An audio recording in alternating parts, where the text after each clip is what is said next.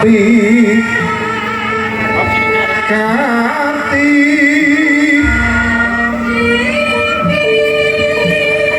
sampun dugi sasana datang nggih mandheg dipun maksana panganten kekalih adut tinggal temu ing tandur catur netra pandur pandur catur mapat netra lipat mandheng tresna kang suci dempinan denglu diwulu sakala kumplawastane panganten kekalih salah gantal balang dalang gantal nastan gundang kasih gundang tutur kanthi kamujugan suruh sadang ingkang matemurose pranyata sampun bungkap inti kala anci panggih manten kapratan dan jawat asta panganten pun jawat asta dari panganten kaku minangka katur pangabekti kajenengaken jinajar panganten kakung wonten ing sisih tengen panganten putri wonten ing sisih kering lonolane mangke arsa minggah ing sasana palenggahan kakanthi Kanjeng Rama nenggih pripun Bapa Darma ingkang mung ngayu tawi mung ngarsa pinangkali ing ngarsa Sungkulada ingkang ginupit ing madya mangun ngarsa manten kekalih wonten Kanjeng Ibu sakuntating temanten tawi sakuning manten kanthi singkep cindur tuturi handayani sono kanthi alangkeh-alangkehnya dwala polampahe panganten kakung mucang kanginan tindahe temanten putri sapecak mangsa tindakku mulai rampakan untuk peruntungan pantoro dalu maksana sampun dumugi yen tujuh dumugi sasana palenggan salapa ganti kekalipun arsa ninggahaken wonten ing sasana palenggan kawisudha minangka raja ratu sahari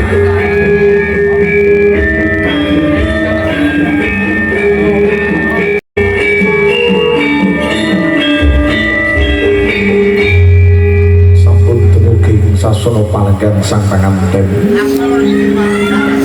anglajengaken ngadhangati cara wekaning tanemen ibu timbang-timbang traju timbang mangkon panganten akan mangga dipun timbang riyen bapake antarane alfan menapa tinegis kapur pundi bapake ibune ketimbang putramu ya Bu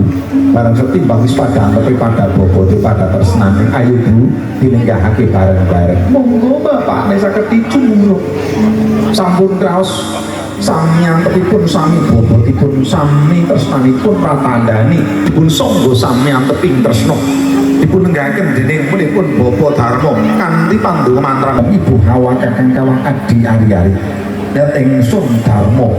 arsa nglenggahaken anakku sakloron wisuda krama yogaku sakloron ya pajaku sakloron Alvan Fuad Zen kalian Fiska Revita Marcelia ing taman Sidomulyo taman Sidomulyo latah Bojong Sari Purbalingga kene kanthi adeg-adeg Ibu Pertiwi sedulur kiblat papat pandulu jati wasesa dudu wasesane manungsa ing wasesa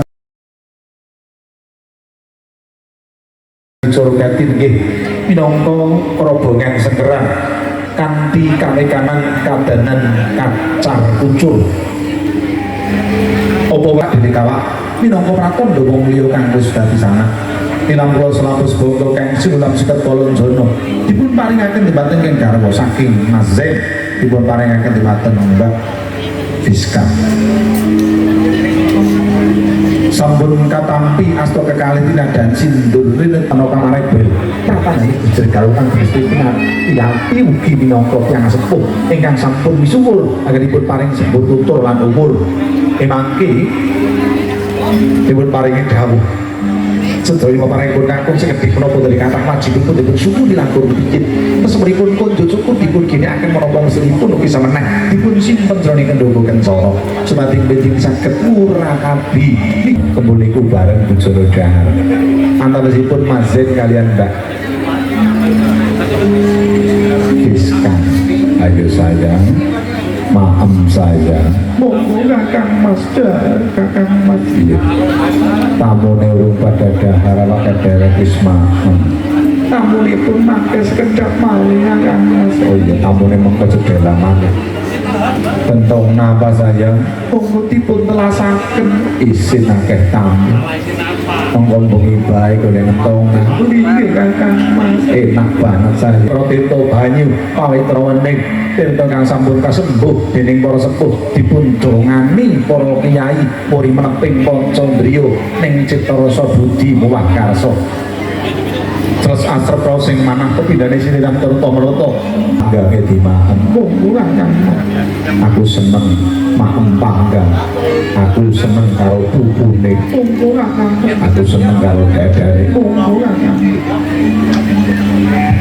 Durga Pore sang moro bengrat Kapuro Pore sang moro bengrat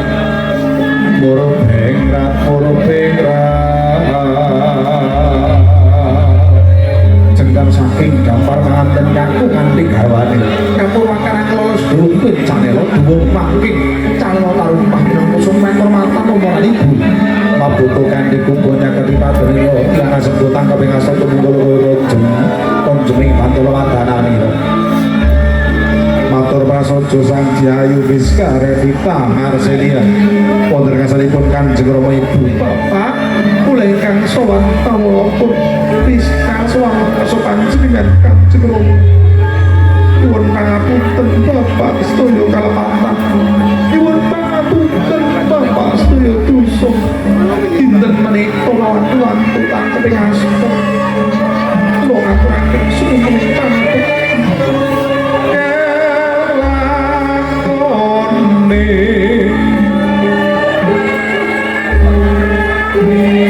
kanthi laku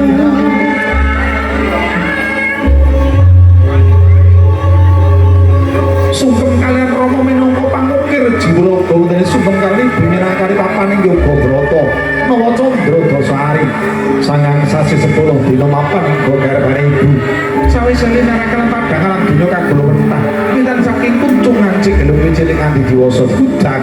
kadang dikempit dindit tegese khas nyanto sani kanthi menika kula kawedhut dening Mas utawi Mas Alfan kanthi tuma pangestu panjenengan minangka jimat saged minangka sesangang ing rumangga Durakara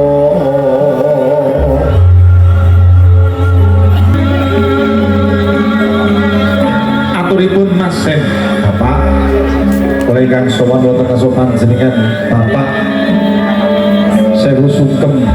katur wonten kasalipun Bapak Diagung Samudra Pangsana sedaya kalepatan sedaya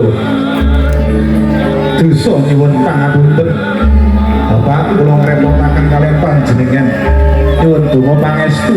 mugi-mugi kula saged dadi imam mingguan pimpin ciptaipun Bapak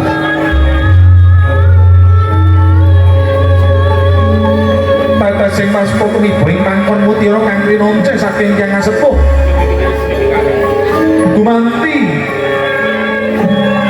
sampun sukeman Kanjeng Rama sumpah kalian ibu nyuwun ridhanipun panjenengan anak tunggal bocah sing datresani banget panarimane-ibu sira saiki sepangkit diwasa kelingan ibumu ngandhut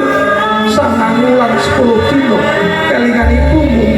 lairake tulang lan gedheane bareng saiki gedhe ana tak sawang mangun brayan tuman ibumu tampan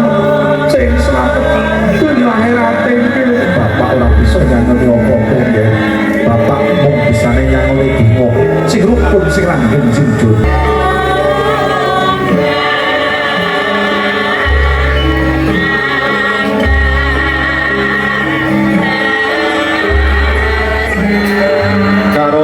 karuno tangkaran rontonan panjraing siti matke jangkepipun Sukeman panganten jenggar wayang-wayang sarira kasugi prastawa kapundhut gambaripun saringan juru gambar dipun foto pilih kalian Kanjeng Rama Ibu nenggih pripun Bapak